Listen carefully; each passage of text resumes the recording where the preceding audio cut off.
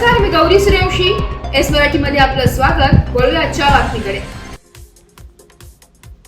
दिंडोरी तालुक्यातील जानोरी एअरपोर्ट समोरील गट नंबर 1097 येथील कंपनीने अनधिकृतपणे नाला बुजवण्यामुळे गट नंबर 1095 येथील शेतकरी मंजुळा नामदेव कोरडे यांच्या शेतीचे नैसर्गिक नाल्याला आलेल्या पुरामुळे अतोनात नुकसान झाले असून संबंधित शेतकऱ्यांनी स्थानिक प्रशासनाकडे नुकसान भरपाईची मागणी केली आहे. गट नंबर 1097 मधील कंपनीने नैसर्गिक नाल्याची दिशा बदलल्याने तेथे अतिवृष्टीमुळे नाल्याचे पाणी संबंधित शेतकऱ्याच्या शेतात घुसल्याने शेतातील पिकाचे लाखोचे नुकसान झाले असून या कंपनी विरोधात कारवाईची मागणी व नुकसान भरपाईची मागणी संबंधित शेतकऱ्याकडून केली जात आहे.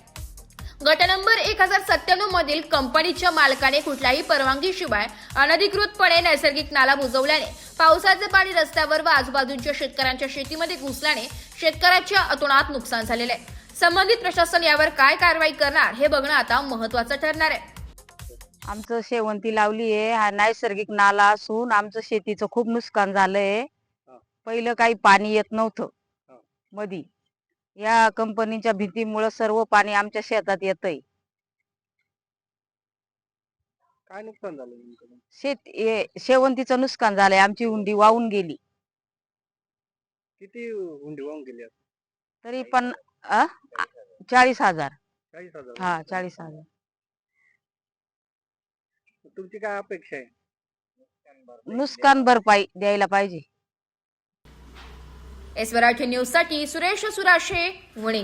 अशाच नवीन ताज्या घडामोडी जाणून घेण्यासाठी आमच्या एस मराठी न्यूज चॅनेलला लाईक करा, शेअर करा, सबस्क्राईब करा आणि बेल आयकॉनला क्लिक करायला विसरू नका.